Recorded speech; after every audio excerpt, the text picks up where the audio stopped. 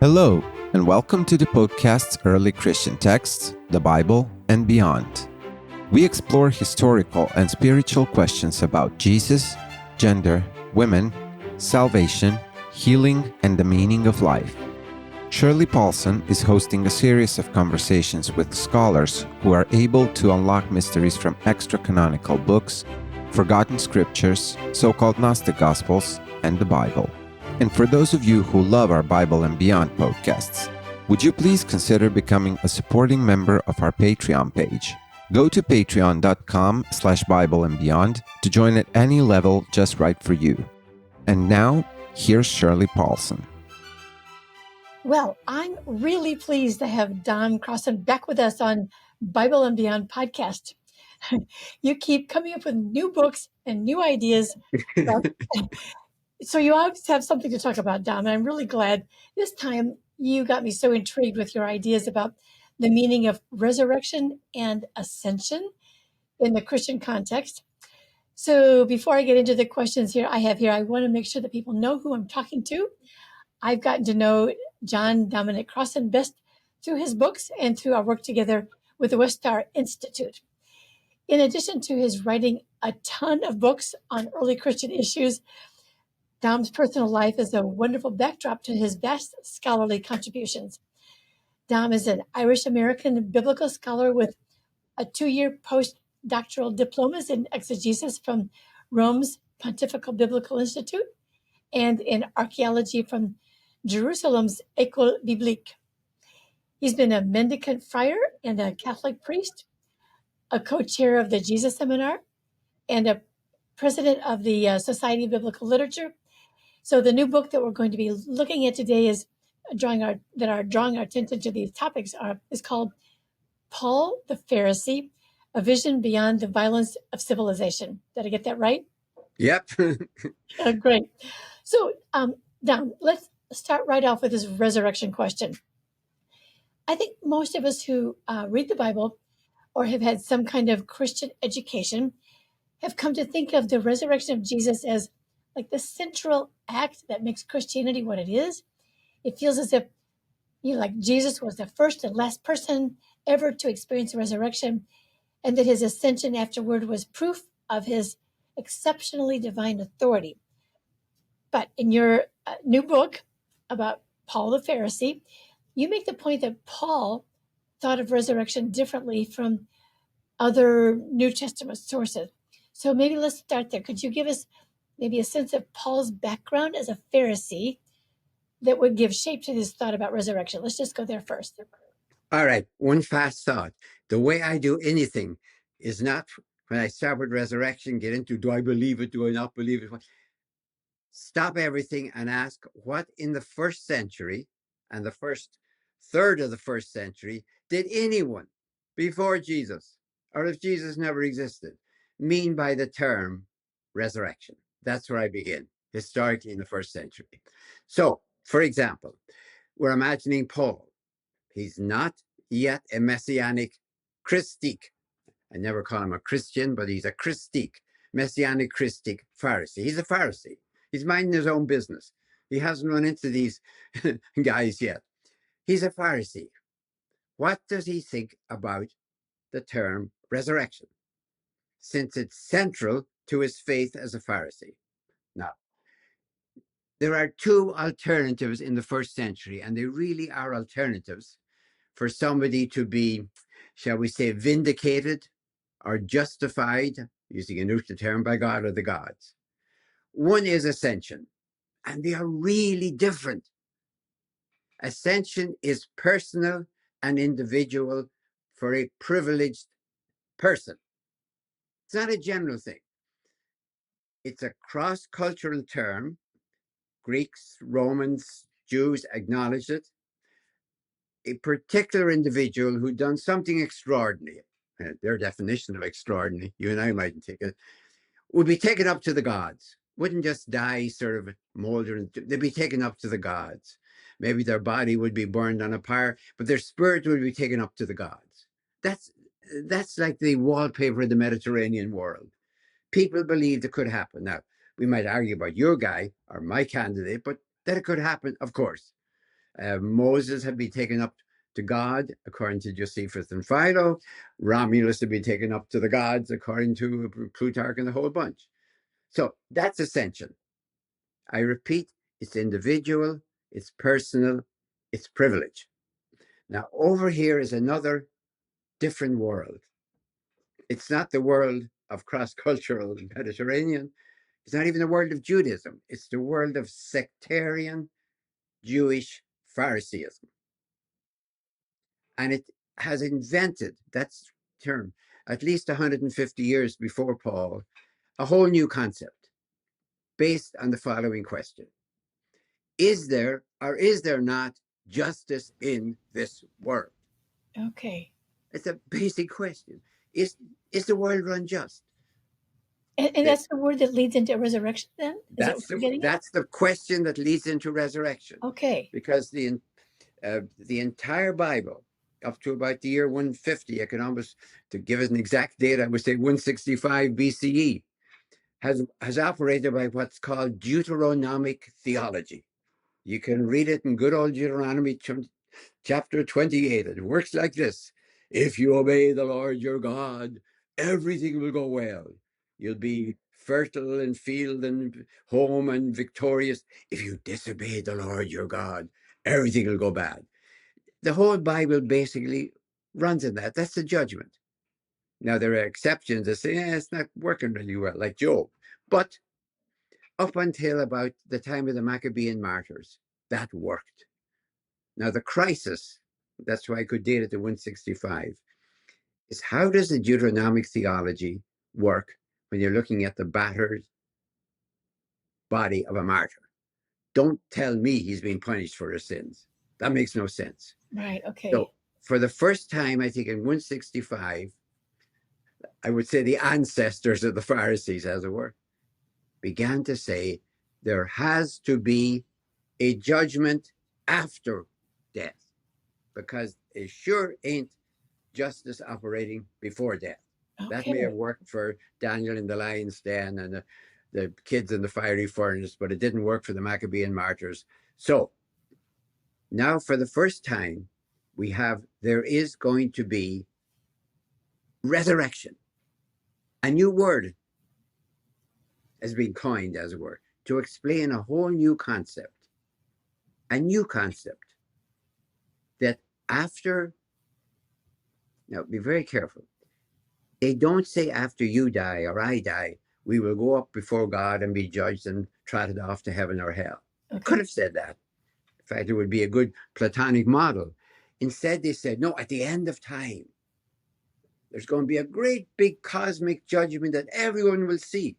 Everyone who's ever lived will rise up to be judged by God, and we'll all see it. We will see the justice of God operationally before our eyes. Now, and this is resurrection then? That's what resurrection meant when it was first came out. It was an assertion. If you're saying, well, that sounds kind of weird. Come on, people coming out of the sea, and what if an animal ate you or a cannibal? Or, it's easy enough to mock it, but what these people are desperately asking for, one empire after another has come down, getting stronger. Where on earth is the justice of God? And the answer is, well, it's in the future. Now, you'd like to say when. Of course, that's why they would ask when. They're going to say soon. Because otherwise, if you told them 2,000 years from now and counting, that wouldn't help. So resurrection is a new concept. I mean, you could say there's hints of it maybe, but it's cosmic justice. Now, I want you to think of two options. Ascension is about private privilege. Well, it's public privilege for private people. You're not going to get it. I'm not going to get it if I was in the first century. Caesar's going to get it. Private privilege, cosmic justice. These are the two challenges we're asked about. And you can quibble about how they said it and how Caesar went up to heaven. You can argue all of that stuff as much as you want. But they're two mighty, powerful metaphors for different visions. So you're talking about then the difference between ascending and resurrection. And so resurrection is for everybody. What I want to know is this what Pharisees are thinking, or anybody besides Pharisees? Only No, Pharisees? no. I mean, we know the Pharisees that characterizes them. And I go for this. Well, it's true. You find it in the New Testament too. They say the Sadducees don't believe in the resurrection. The Pharisees do. That seems to be the characteristic. If you go into Josephus, you find the same thing. Now, Josephus is he's kind of embarrassed by resurrection, as crudely as I just said it. So he tries to put it in a sort of Greeky language. But basically, I think what is extraordinary about it is when they first conceived of resurrection, that would be 150 years before the Pharisees, their ancestors, they didn't say, whenever somebody dies, that person, every person, in other words, goes up before God to be judged. They kind of put everyone in sort of a holding pattern. If I said to Paul or any Pharisee, now wait a minute, I got your idea of this end time, cosmic justice. What happens in between? What happens to all those people? Are they kind of in a holding pattern, circling, waiting, like planes around O'Hare? I think the answer to that is we don't have a clue. We haven't thought of that because we're hoping it's going to happen soon. Okay. And as long as we can talk about it happening soon, nobody's going to say, I want to know what's going to happen in this 200 or 2,000 years. Right. So we can't press them on that because I don't see an answer. Plato did have an answer. Plato was quite willing to say that when you die, you're going to be judged and go off to a happy place or an unhappy place or an in-between place for remedial work. They didn't do that because the only way I can explain it is they think cosmically much more than individually. Okay. Then you're leading us right into the question about Jesus then, because when he has his resurrection, does that mean everybody got resurrected at the same time he did? Or he didn't get really resurrected? What's going on with Jesus? Now we're getting into real questions. Okay. Yeah. Paul's a Pharisee. So he's got this faith as a Pharisee about an end time, however soon he might think an end time. Yeah. There is no such thing in the first century as a one-shot resurrection. Okay. I mean, there is no way Paul could say, it's a special privilege just for Jesus, pending. No, that makes no sense. So when you read 1 Corinthians 15, that suddenly starts to make sense. Paul can argue if there is no general resurrection, that's the end time shenanigans, there cannot be a Jesus resurrection. Oh. Okay. He never says, well, it's special for Jesus. No. And then he argues if there's no Jesus resurrection, there's no general resurrection because, and here's the great breakthrough, 1 Corinthians 15, I think it's verse 20, I remember. Jesus is the first fruits of those who have died. It has begun. Okay. This is the great blinding intuition, if you will, of Paul. Okay. The general resurrection, which I believed as a Pharisee, so I'm still right as a Pharisee, has begun with the Messiah. So I'm a Pharisaic, messianic Christic, not Christian, but Christic. Paul pivoted in a way on his Phariseeism. Oh, okay. So he was able to say to himself, as it were, I am right as a Pharisee because the Messiah. Now, we still have to ask a few questions. Why it was the Messiah that would have begun the general resurrection. And again, Paul, if you poked him and said, no, okay, Paul, what about the guys who die in between? The problem the Thessalonians had with him. What if you die in between? And Paul doesn't have a clue. Okay. He doesn't know what happens in between. And he gets away with it by simply saying, well, it'll be soon. So did Paul's thought about ascension fit into his understanding of resurrection, or did he just ignore that question? Oh, I think that's rubbish as far as Paul is concerned. That's a typical piece of pagan impertinence. Okay, Josephus and Moses, and Philo applied it to Moses. So he probably is not going to fight that. Okay, but what we cannot think adequately enough from the West is it ain't about individuals. It's about the world. So if there's cosmic justice just for individuals, that's not cosmic justice. Right. Yeah. So I think His way of thinking of it is there has to be, and it has to be public, see. What if God takes care of everything and we don't know about it? Well, Yeah. so that's why you get this extraordinary idea of the whole human race. I mean, it's kind of ridiculous if you poke it a bit from our point of view. But it ain't funny if you think that means the entire human race is responsible for the world. Oops, that sounds like the evening news a little bit now. So that's why I find Paul powerfully relevant, not because I believe for a second, to be honest with you, in this end time, but I think when I went, as you know, into Eastern iconography and I began to see Jesus resurrecting and taking Adam and Eve out of death, not out of hell, but out of death. I thought, wow, that sounds like Paul to me. That Jesus, and he's always carrying the cross, so it's always the crucified one for Paul. Right. Okay. Let me back up, you see. Here's what I see as the heart of Paul, the beating heart of Paul. He's trying to understand, to grasp.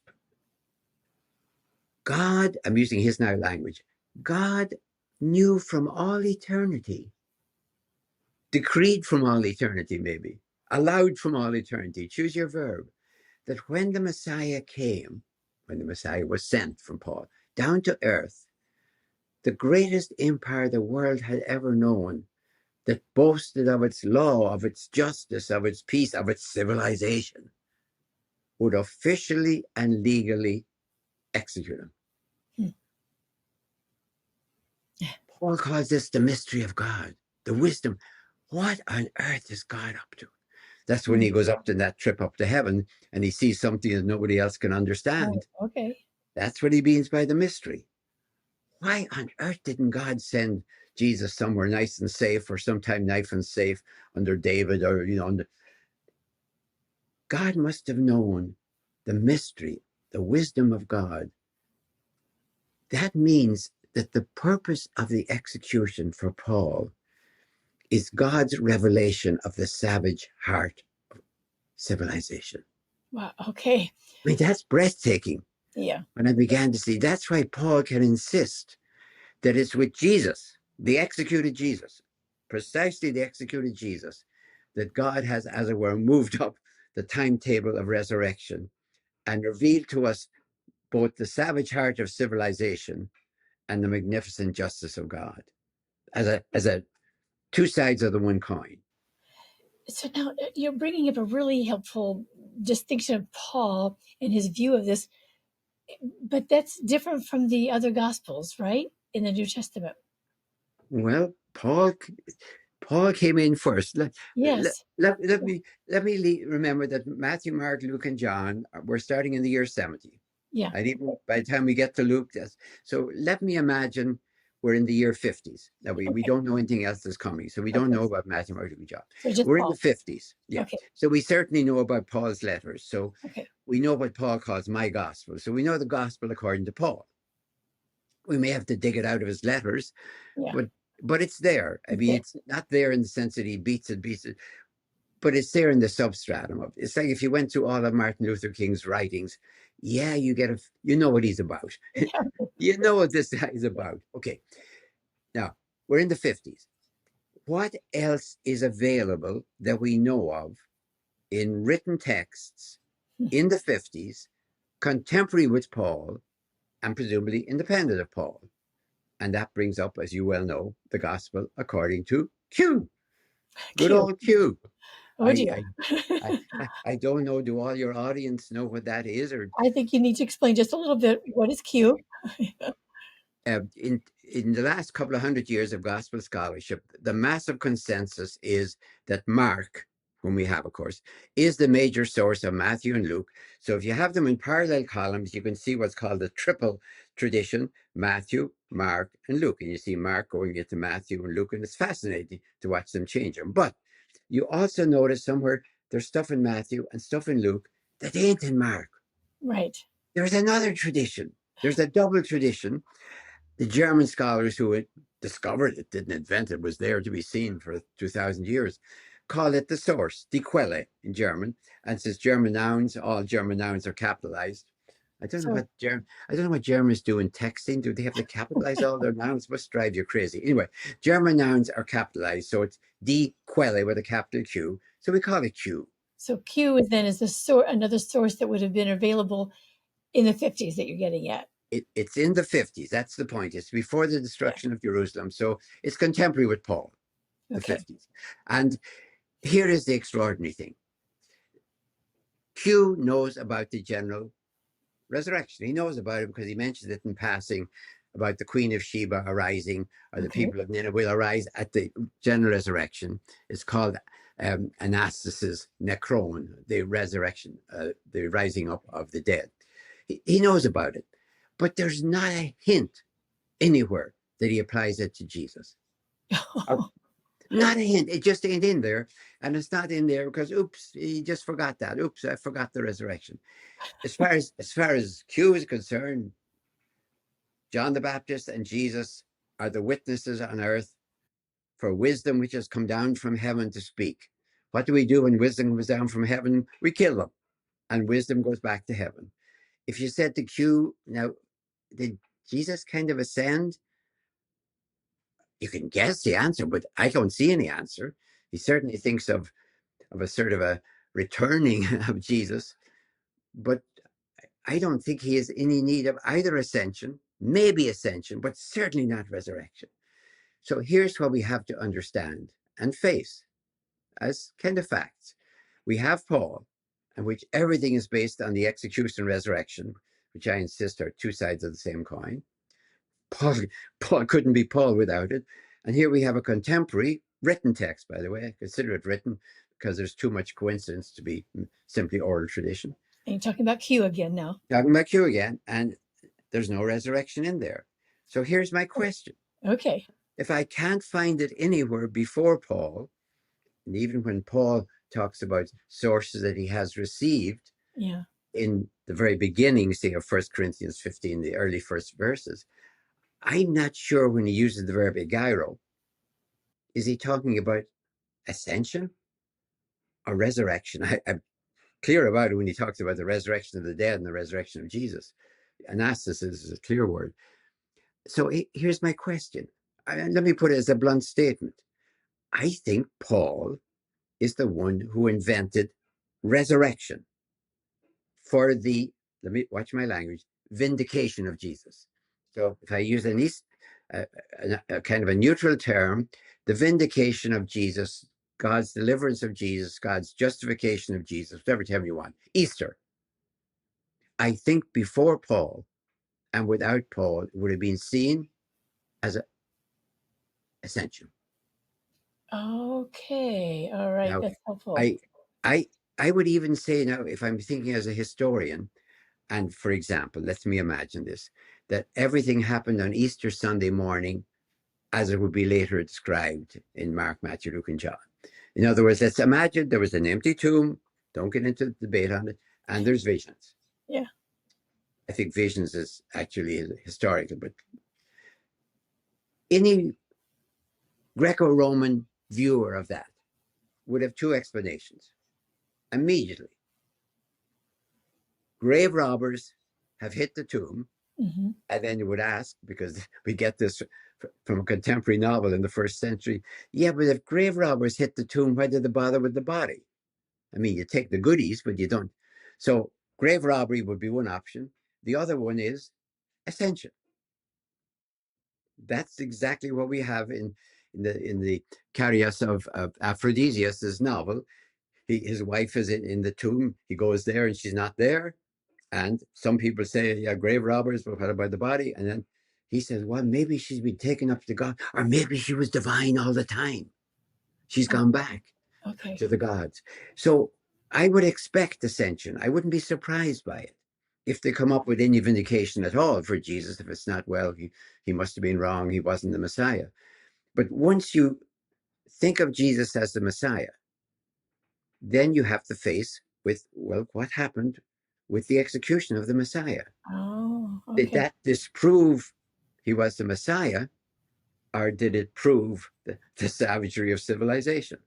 So do you think that people were thinking of him as a Messiah before he was crucified, or did that Yes, idea? Okay, yes, so then they yes. had I to think, come up.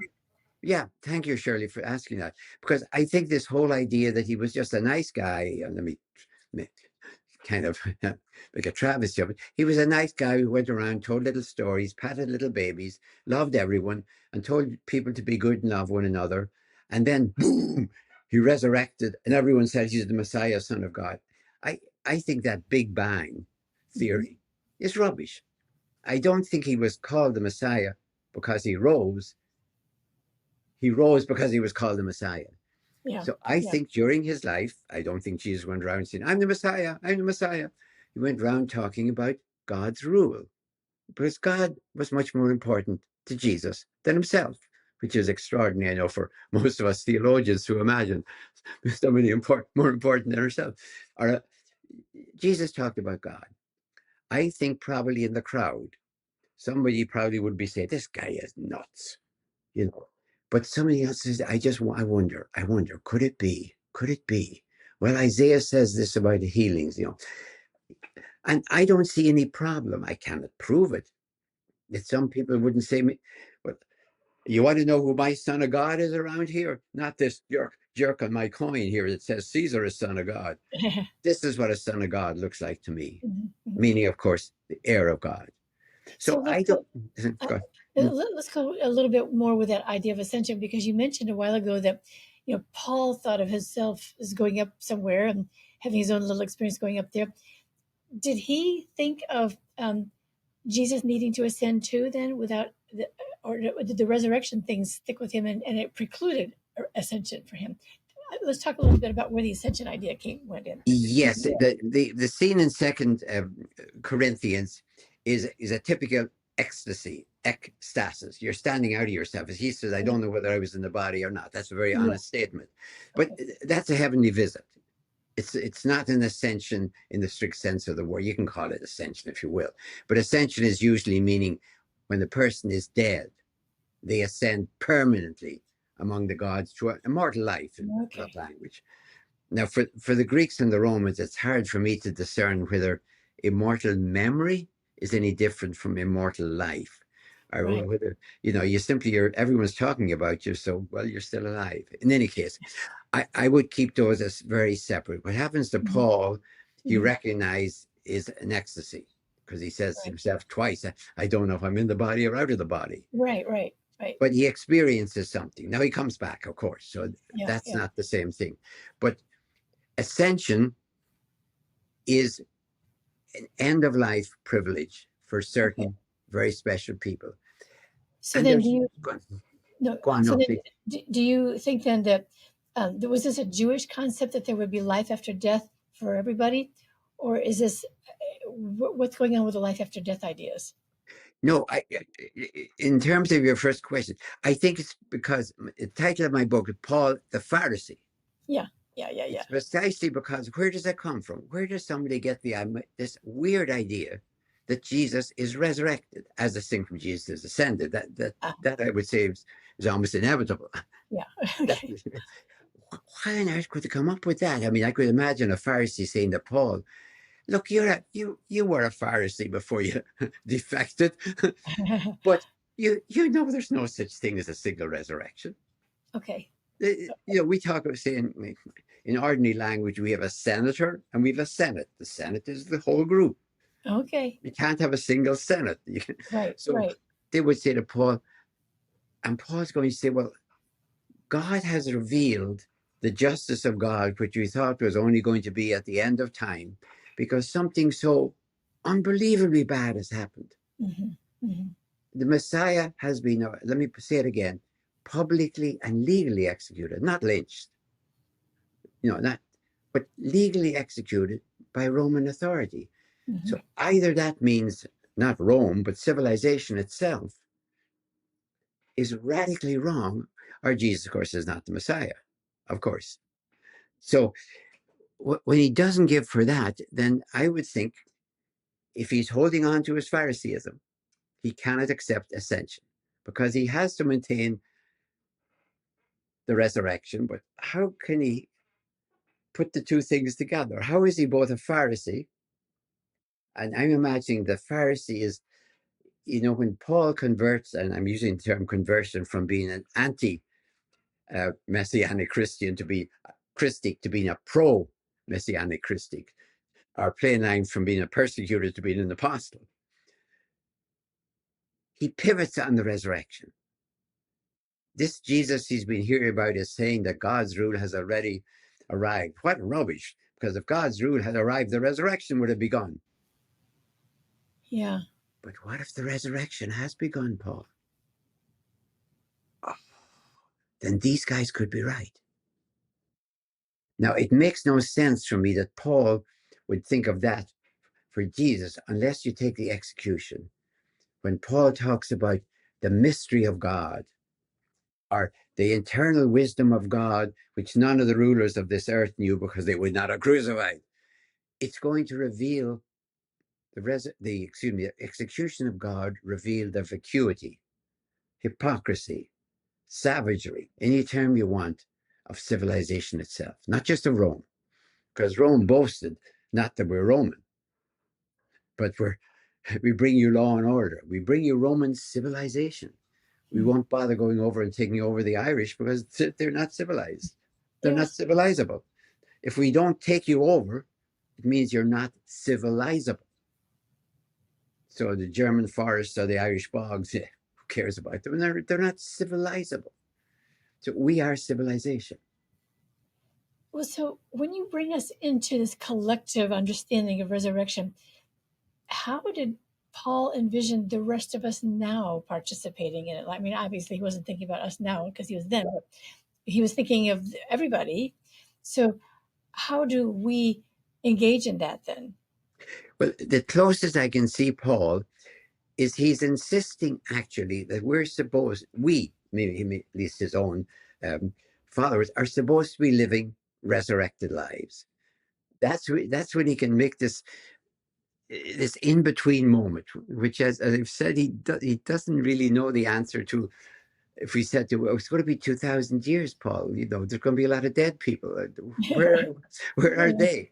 I suppose if you really poked him, he would say they will have to wait and show until God is ready. But instead, he wants to say that, well, right now you should be leading resurrected lives. And then it's up to God what happens. Yeah. Okay. It's up to God what happens. I think it would be logical for Paul to say you lead resurrected lives in this world, and when you die, you are part of the resurrection already in process. Now, I don't see that anywhere, but I think it's the logic. If it has begun, his metaphor is the first fruits. That's a metaphor, as you well know, from the harvest. Well, the harvest isn't you start the harvest and then, 2,000 years later, you finish it. The harvest is an ongoing process. So he's probably trying to tell the poor Corinthians, and no wonder they're tearing their hair out. The ideal is to be leading resurrected lives. Right now, the spirit of the resurrected Lord is supposed to be your spirit. So sort of automatically, you should be doing it. Therefore, Paul would say, when you die, you simply pass into a sort of a different form of resurrected life. Now, I'm pushing him. He never really has to answer these questions. Yeah, right. Okay. The Corinthians have far more local problems and more personal problems about marriage and sex and all sorts of other good stuff. They haven't got to resurrected lives yet. But I think for me, the huge relevance of Paul today, and I honestly got a glimpse of it when I began to see the iconography of Eastern Christianity and tried to think. They always show Jesus with this cruciform halo, so that's cross, and he's carrying his left hand, he's carrying a cross, which is really awkward. Yeah. He's supposed to be coming out of Hades, yanking at him, and then when he has to do a two-handed one, he has to give somebody the cross. An angel holds the cross, and he takes the human race out of death. Now, not out of hell, out of Hades. You say, how does the crucified one save the human race from death? Yeah. And then I look at what we're doing to the world, and I see, yes, nonviolent resistance as the manifestation of God's character is the only thing I can see. that'll save us from the violence, which is the normalcy of civilization. The title of the book, when I say a vision beyond the violence of civilization, I mean the violence that is civilization. I don't mean a little part of civilization happens, unfortunately, to be violent. I mean that civilization is based, founded, and grounded on violence. We try to cover it up, but that's what I mean by it. And do you feel that the Paul, as a Roman, maybe he had felt that way with his Roman identity also, or how did he think of the Romans?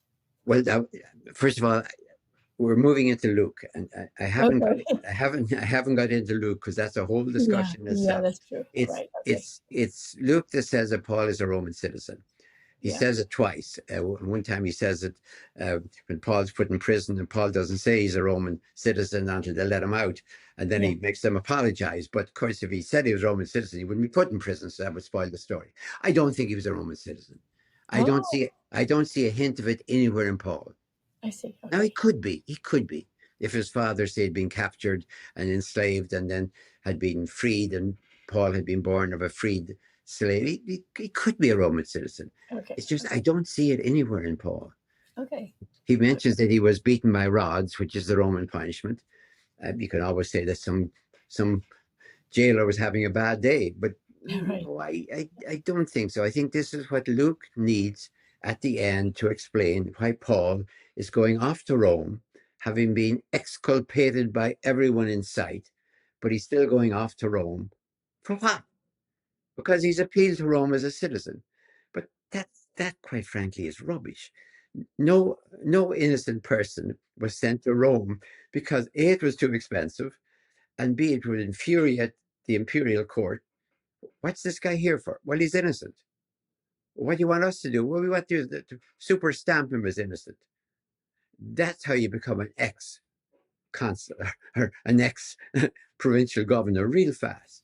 Okay, right. So the idea of Paul, this is Lucan apologetics in plain language. Yeah, okay. Well, that does go off into another whole new... It does. I'm sorry. I'm sorry if I went there. Well, no, I asked you the question, so that's fair enough.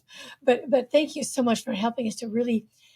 I think the main thing I take away from this whole conversation is why we need to think about resurrection and ascension completely differently, and why the idea of resurrection really does need to be understood in the context of justice and redemption and things that we just probably have never thought of before. So just that very simple concept really helps us to have a whole new concept of Paul and his discussion of resurrection. Thank you, Shirley. Thank you.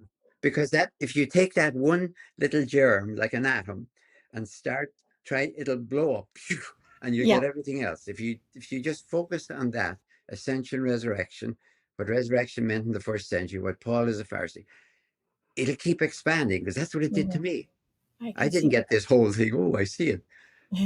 Thank you. Thank you. This has been fantastic. I knew it would be, but thank you so much for being with us tonight. Always marvelous. Thank you very, very much. And good evening.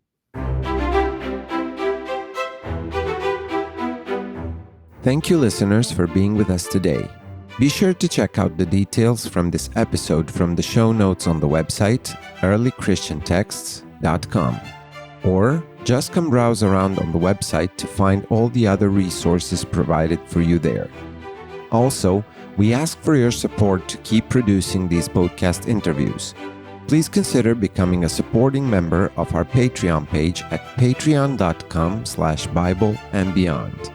And we love hearing from you on the Facebook page at Early Christian Texts or Twitter at EarlyXIAN Texts.